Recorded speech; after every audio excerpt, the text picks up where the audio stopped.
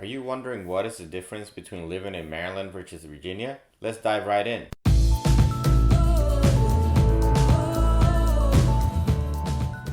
Hey guys, welcome back to my channel. If this is your first time to this channel and you want to know everything about working, eating, sleeping, living, playing, and many other things here in Maryland or Washington, D.C., then make sure you hit the subscribe button right below this video. Click the little bell so you're notified every single time we do a video. And if you're thinking about moving, relocating, or coming here to stay, make sure to give me a call, shoot me an email, or send me a text. First off is social life. Virginia and Maryland are similar in that restaurants and bars are concentrated in the central business districts of big communities. Clarendon and Courthouse, for example, and Arlington each have their own epicenters filled with outdoor markets, shops, and restaurants. The same is true in the Old Town Alexandria. You can go about quite a bit on foot if you reside in Arlington or Alexandria, Virginia. Once you leave these places though, your choices become much more limited unless you live in one of the planned communities. Number 2 is shops and stores. In Maryland, grocery shops sell food, whereas liquor stores sell beer and wine. In Virginia, grocery shops sell food, beer, and wine at an ABC store,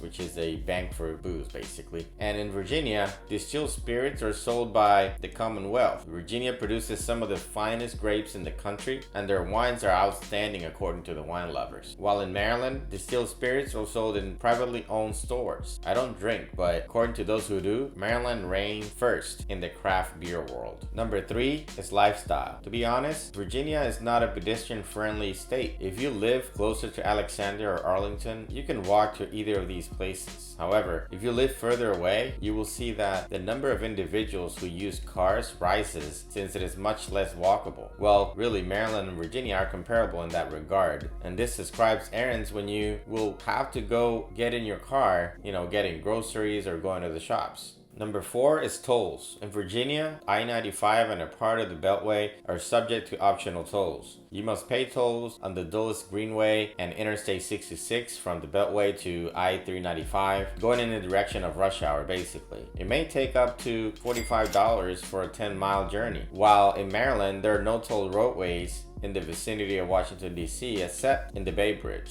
Number 5 is housing. So how about real estate and what will you get in return? There are very affordable areas in Virginia, but for the areas closer to Washington, D.C. at least, you will typically have to pay a premium price for a property. You can acquire a house for less than $500,000 in Virginia, approximately an hour outside of the city. In Maryland, you can typically afford a bigger house for the same price and present several affordable areas to choose from. Naturally, there are always variations between Maryland and Virginia, such as neighborhoods, land sizes, and facilities, etc. So all those have to be considered as well.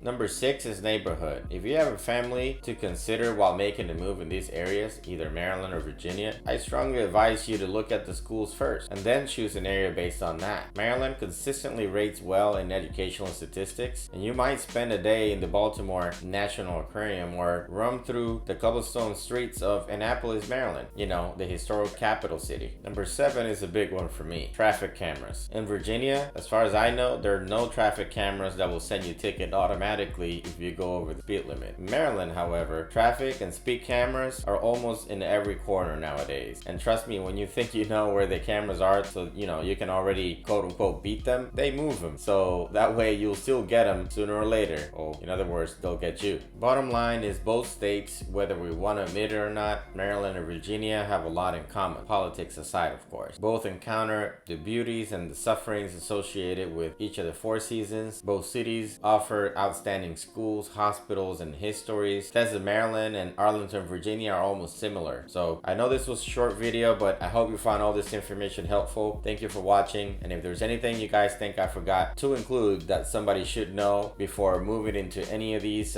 places, please leave it in the comment section below. Don't forget to give this video a thumbs up, share and subscribe, and if you found this video useful, check out this video to my right here, to my left I should say. That's it for now. See you at the next video.